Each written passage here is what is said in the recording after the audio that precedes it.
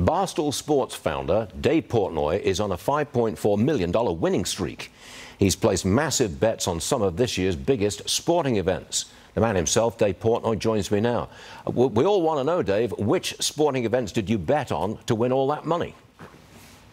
So it's been a good 2024. Michigan beating Alabama, Rose Bowl, Washington in the other bowl game, Kansas City Chiefs Super Bowl, UConn to win the national championship, and then the Masters, Scotty Scheffler. So I'm red hot. The stock market's down. You got to make up for it somehow, Stuart. Yeah, okay, Dave. What everyone wants to know is, you've been so successful for the past 4 months. What's your next bet? So I'm probably going to pick somebody very shortly here for the NHL Stanley Cup. I haven't revealed the pick yet. All of Vegas, all the sharps, they're waiting with bated breath to see what I do. You're laughing at yourself almost. I know you are, Dave. I know you are. Now, there's a lot of questions about Caitlin Clark's salary. You know, $338,000 for a 4-year contract. I find that to be a very, very low number. What say you? It is low, but it's built in. It's based on the past, not the future. So she'll hopefully change that structure, but that's probably what the WNBA draft picks deserve. I will say this, Stuart. I love Caitlin Clark. She's going to make hundreds of millions of dollars in endorsements. So let's not, yeah, her salary for the team is low, but she's got what? Nike, Gatorade, State Farm, you name it. She's going to be one of these premier, whether it's Tiger Woods and men, Serena Williams women. She's going to make plenty of money. But what about the fairness issue here? I'm told that 40% of the revenue in the NBA, 40% of the revenue is shared with the players. 40%. In the WNBA, it's only 10%. That seems like a fairness issue to me. Yeah, well, there's a couple things. You threw me off guard with that stat. I'll say this. I'm pretty sure that up to this point, the WNBA is a losing proposition. The NBA is a very lucrative proposition. I think the players probably had more bargaining power, where the women, if you're working for a company that's making no money, it's harder to say, give me a bigger share of nothing. Hopefully that changes. Hopefully Caitlin Clark changes it, but it's all supply and demand. She's bringing the demand, so we'll see if it changes.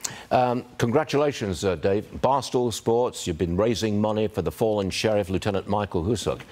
He was one of the 2 officers gunned down in the line of duty in upstate New York over the weekend. I know your goal is $1 million. How much have you raised so far?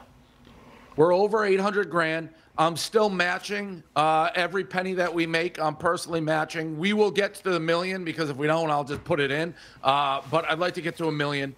And it's just, we're doing too many of these stories. We were doing this 2 weeks ago.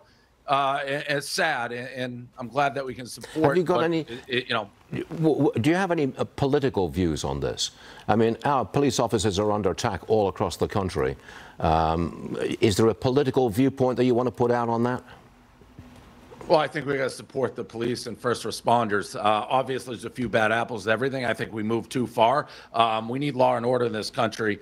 And I think the stats back up that police officers are under attack. And it's seemingly something that a lot of people turn their eye to. Criminals get back in the street. So I support the police officers big time. But you've been doing a lot of this, haven't you? You've raised money for all good causes. Yeah, it's nothing new. We've done this before. It probably anybody knew who we were, and we were in a position. As we've gotten bigger, obviously we can raise more money, but it's something that if we can help, we're glad to help. Well, congratulations, Dave. I think you're doing a fine thing. Before we leave you, thank you. One last one.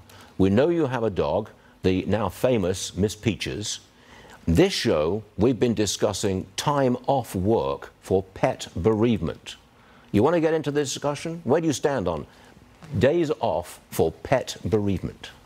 Now, we've talked about pets versus humans, you and I, Stuart, before. I think dogs are far superior to humans. So I have no problem. If you don't want to grant pet bereavement, fine. But don't you come claiming your kid. If it's kids and humans, same treatment. If anything, give the dogs better treatment, more days off. But as long as they're equal, I won't complain. If it's 0 for humans, 0 for dogs. A week for dogs, week for humans, minimum. Supposing it is your pet goldfish that's died, where do you stand on that? Well, goldfish, no. And to be honest, cats, no. Only dogs. You get a lot of headlines for that. Because, of course, any company that imposes a pet bereavement situation, they're going to have the lawyers come in because you have to define what is a pet. So you won't be able to say goldfish out, rabbits in. I had a very famous goldfish. His name was Randolph. He died. I didn't take a second off of work. If something happened to his peaches, I'd need some time. Use easy tests. You're like, is your goldfish going to swim to you if you call it? Probably not. Well, you've got. Is it evil like a cat? Cats are evil? Probably not. You'll make headlines with that line. I know you will. That was deliberate. So, will you give pet bereavement days off to any of your staff? Yes. Dogs only. Only dogs. Okay. Okay. I think we've stretched this one out as far as we possibly can, Dave. It was all good stuff. 1 week. Dogs, 1 week. It's a real sad thing. Off for a dog? Okay. And no time off for a cat? 0. Okay. We've got to end I don't want cat people working for me, Stuart. That's the lawsuit. I'm serious. That's a lawsuit. Okay. See you later, Dave Portnoy. You're always good, always interesting. See you later.